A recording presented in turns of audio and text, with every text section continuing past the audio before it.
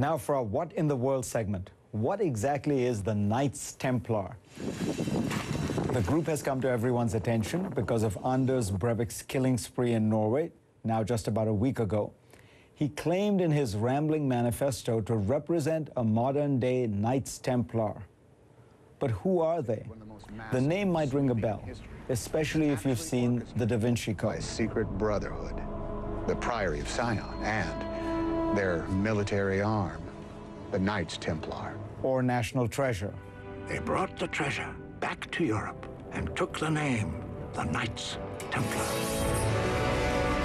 Or one of any number of recent films.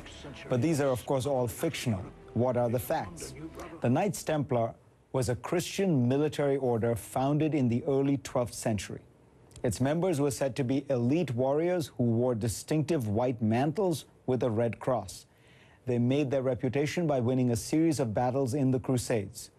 Ironically, the Knights' first headquarters were in a mosque, the Al-Aqsa Mosque in Jerusalem, because they believed it was built on the top of the ruins of Solomon's temple. Their name, Templar, comes from that legendary temple. The Knights' main job was said to be protecting Christian pilgrims from Muslims, amongst others. To this day, the site of the mosque and the Temple Mount remain one of the most heavily disputed places on earth. The Order of the Knights Templar was dissolved in 1312, but its legacy lives on. Rumors still swirl that the group exists, but in total secrecy, and guards the Holy Grail. From what sounds like fiction back to fact, we know that Breivik saw himself as a Knights Templar. But get this, halfway across the world from Norway, a new drug gang has recently arisen in Mexico. They call themselves the Knights Templar, and they claim to live by a religious code, a copy of which the Associated Press recently obtained. It says that the drug-dealing Knights will, quote, defend the values of society against materialism, injustice, and tyranny, and that its members will be honorable, noble, courteous, and honest. So they are honest drug dealers selling marijuana, cocaine, whatever, in the name of God. Anders Breivik's fascination with the Knights is less bizarre. In fact, he's part of a larger movement.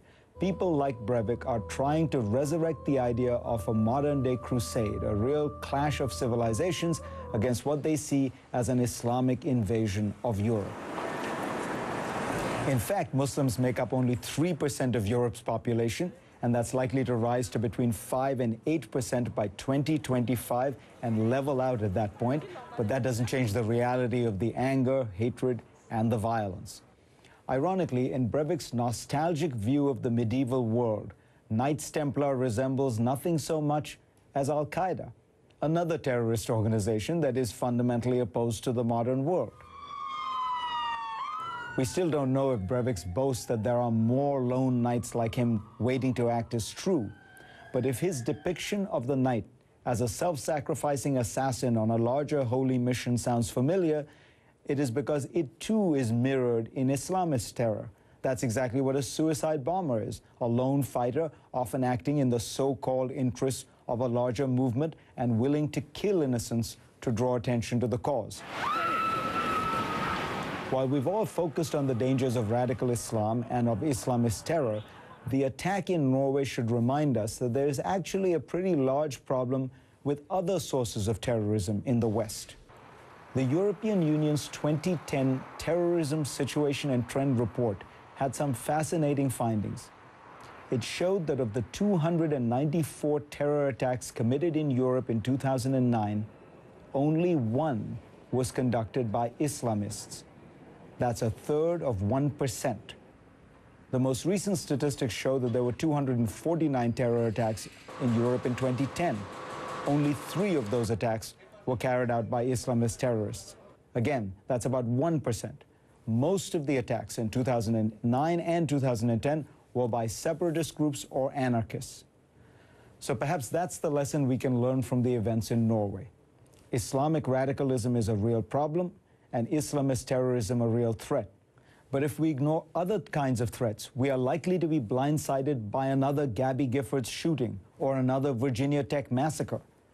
As Norway has become the most recent nation to learn, the enemy can just as easily come from deep within. And we'll be right back.